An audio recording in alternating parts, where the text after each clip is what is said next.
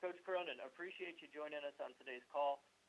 If you could just talk to us a little bit about how the last month played out for your team and what you're most looking forward to seeing from your squad here as we approach the last 4 weeks of the regular season. Well, we're just trying to get better like everybody else. Try to do what you can to keep your team healthy and fresh, and focus on one game at a time, not get ahead of ourselves. So for us, all our focus is on Central Florida on Tuesday night and trying to have a good practice today. I'm a big believer in staying in the moment and doing everything you can to keep your kids focused on things that matter, which is today's practice and trying to become a better basketball team and a better basketball player today. It's a big challenge in today's environment. It's always been a challenge for coaches, but with the way things are now with social media and all the distractions our players face, it's more of a challenge than ever. So just trying to get ready for Central Florida, and they've had a few games here, I think 4 in a row with the same lineup. Obviously no Taco, but they've had 4 games to adjust to that, and B.J. Taylor's getting better every game as he gets in better physical condition. So really impressed with how hard they play. Not a surprise. Coach Dawkins does a great job. We'll open it up to questions from any media members for Cincinnati head coach Cronin. As a reminder, it is star 1 to ask a question.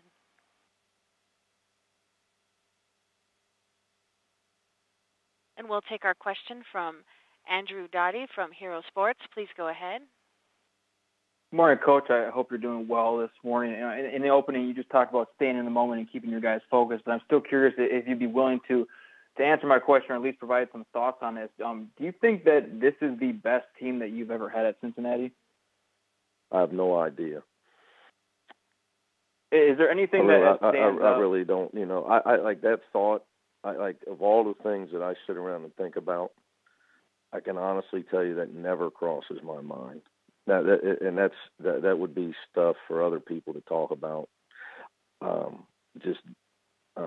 I don't see any relevance to that. We opened the season last year we had the same record the same time last year.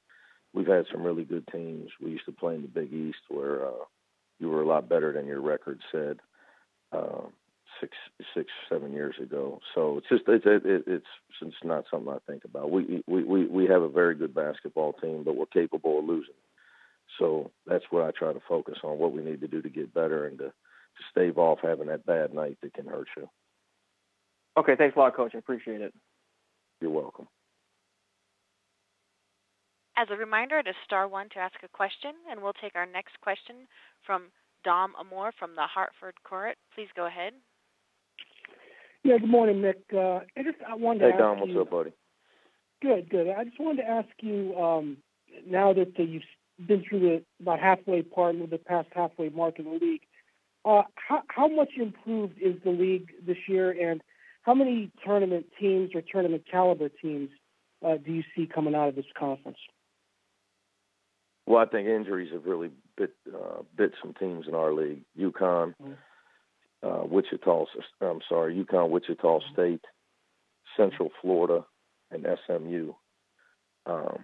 Those 4 teams in particular were teams that were picked to either make the tournament or have a chance to make the tournament. I think one, it kind of answers both questions. So what happens with those teams, the injury bug has forced them to probably not have the record they would have had. Even Wichita State, who's an obvious tournament team, but they've dealt with the injury to Shamet, which throws off. Which people say, well, he played, but it throws off your summer preparation. It throws off your preseason preparation, as well as McDuffie. So the obvious, and the other ones are all well documented. So it's tough to say. Dom, I'm the wrong guy to ask about the NCAA tournament selection committee. I think you know that. I don't think I have a very good handle on what matters and what counts. with those types of things. So I'm the guy that would tell you I think it's random and it's inconsistent. So I really, I hope that we'll get multiple teams into the tournament. And like I said, some of these teams, the Central Florida can play with the same lineup for a month of February. It'll help them be ready to rock and roll for the conference tournament, at least know who they are and what their identity is. Same with UConn.